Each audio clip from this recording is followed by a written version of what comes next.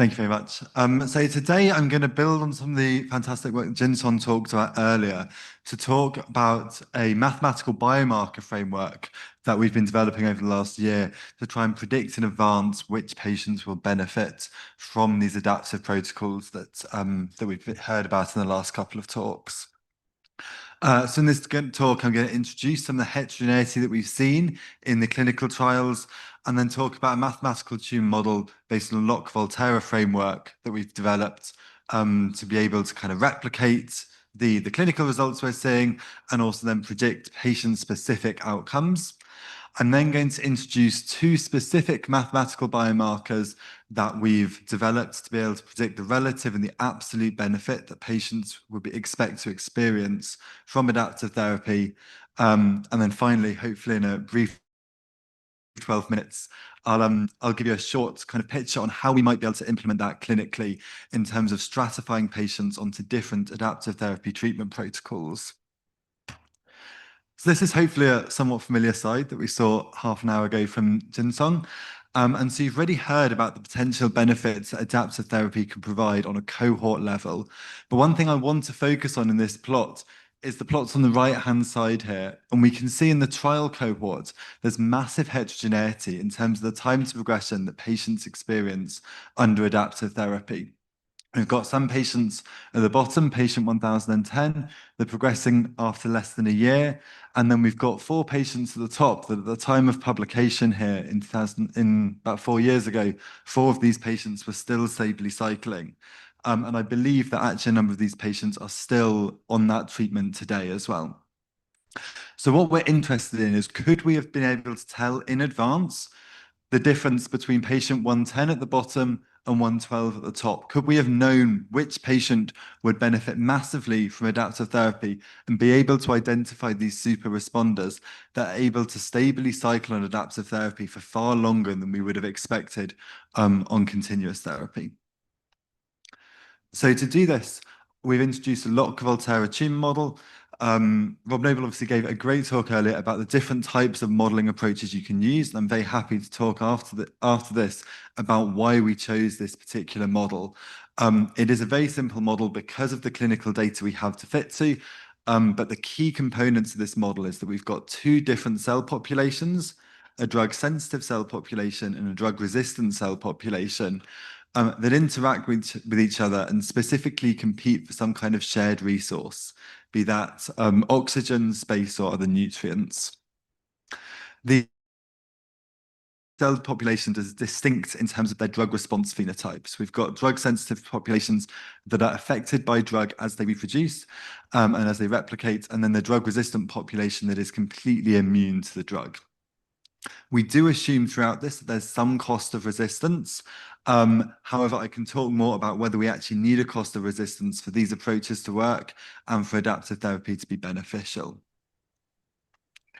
So using this model, I'm now going to introduce 2 mathematical biomarkers that we use to predict in advance which patients are likely to benefit from adaptive therapy in terms of their time to progression.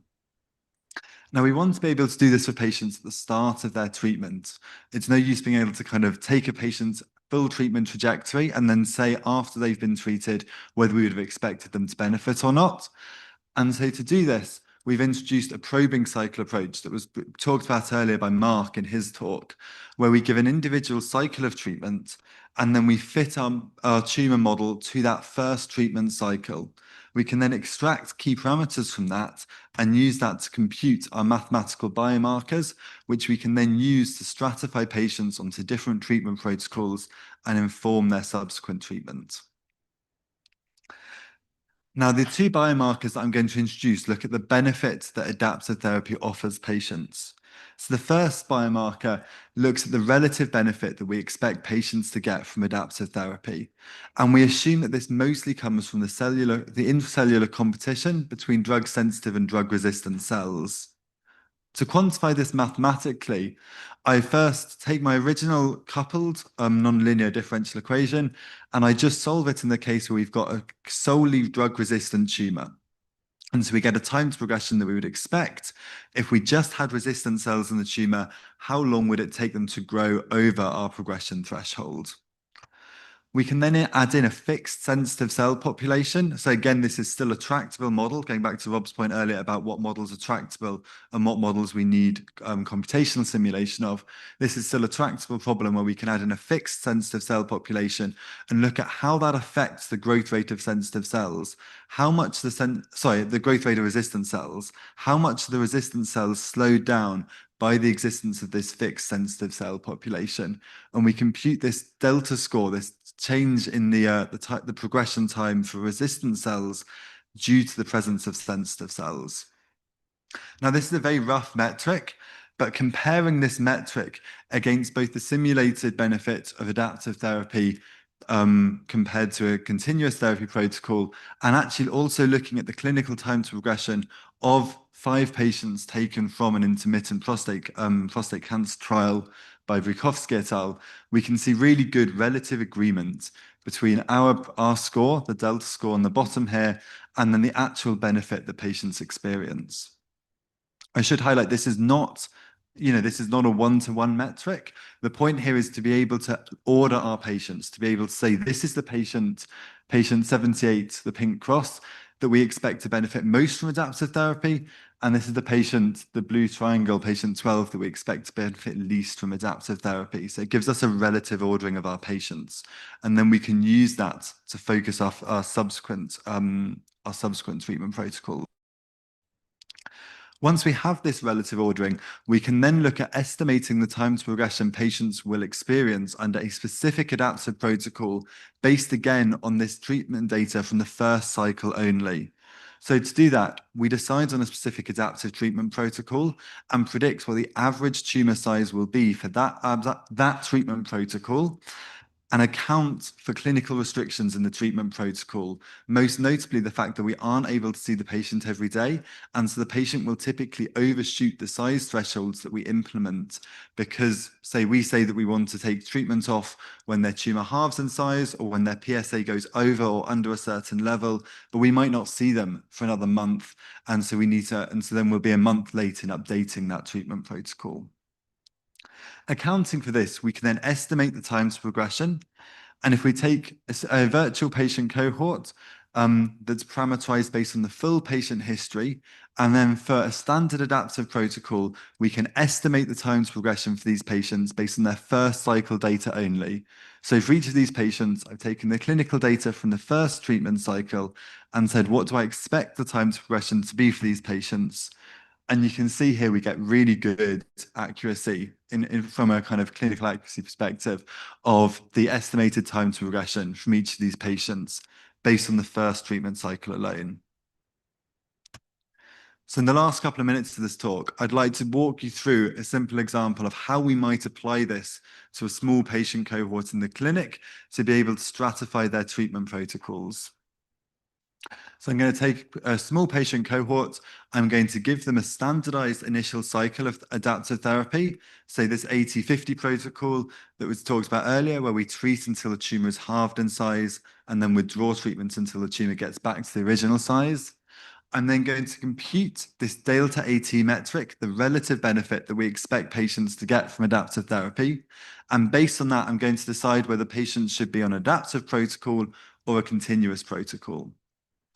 Now, there's massive heterogeneity in the adaptive protocols those patients could go on to.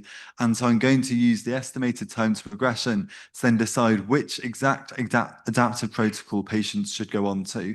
And in this simplified example, I'm just considering 2 adaptive protocols where we either use a 50% rule or an 80% rule. So either we treat until the tumor goes to 50% the original size, or we treat until the tumor goes to 80% size. That latter approach we expect to be better theoretically, and Rob mentioned his paper on theoretical analysis of tumor containment earlier that shows that you want a higher threshold, but from a clinical perspective, that's far more intensive. And so we need to be able to prioritize that for patients that will benefit most from it. So I take these 5 patients and I fit my tumor model to their initial treatment cycle. And from that, I can compute this delta AT score for those patients. I then select the patients with the highest delta AT scores and recommend that these patients should be going on to adaptive therapy. So in this case, the three patients in the center, 20, 25, and 78, we would recommend adaptive therapy for, and the other two patients we would recommend continuous therapy.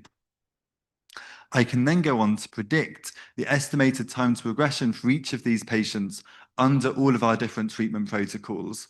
So I can say what their time to progression should be under continuous treatment, under a standard adaptive protocol, and under an enhanced adaptive protocol where we're seeing the patient more often, but we expect them to get an enhanced time to progression. And you can see that all patients are benefiting, but some are benefiting much more than others. We don't expect patients 12 or 85 in blue and yellow to benefit significantly for adaptive therapy. So it may be that the clinician decides it's better to keep them on continuous therapy. We think the other three patients will benefit, but patient 78 in pink stands out as benefiting the most from the enhanced protocol, and so that we would recommend that protocol for that patient individually. I can then compare these predictions to the simulated time to progression for each patient under these three protocols based on that patient's full treatment history.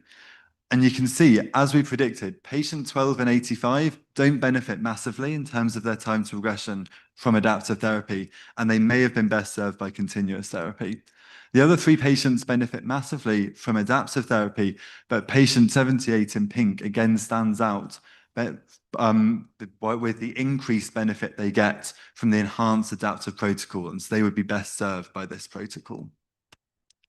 So in summary, I've shown you that we can use an initial treatment cycle to be able to predict patients' tumor dynamics in advance and use that to then develop stratified and personalized predictions for the benefit those patients will get from adaptive therapy. And that enables us to stratify patients onto different treatment protocols. This work has been conducted throughout my PhD at Moffitt Cancer Center and Oxford University, supervised by Sandy Anderson and Philip Maney. And I'd also like to thank Maxi Strobel, who's been a great friend and collaborator throughout this, and also Bob Gattenby and Jin Song, who have been given excellent clinical advice throughout this. This paper is currently being submitted, but you can find out more in the preprint here. Thanks very much.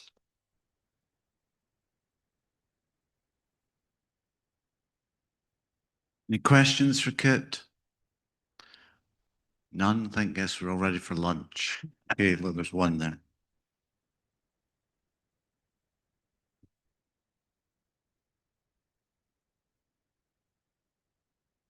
Thanks for the talk. Why is it that some patients don't benefit from adaptive therapy then? Is it just a high initial proportion of resistant cells, as I've heard before, or are there other things that you see when those patients receive this initial probing cycle that would lead you to conclude, or maybe just conceptually that would lead you to conclude that they don't benefit from adaptive therapy as much, beyond just this metric showing a low benefit? Yeah, that's a really great question. And so I've been asked a couple of times about this, and specifically, like, can we go into the parameters that I fit for each patient, and are there individual parameters that are really indicative? And there are a couple of parameters that are indicative of the benefit that patients get. In addition to the initial fraction of resistant cells, the other ones that come to mind are the extent to which the tumor dynamics are dominated by competition. So do we think this is a tumor that has a high level of intracellular competition or a low level of intracellular competition? That could be somewhat relative to the initial tumor size as well.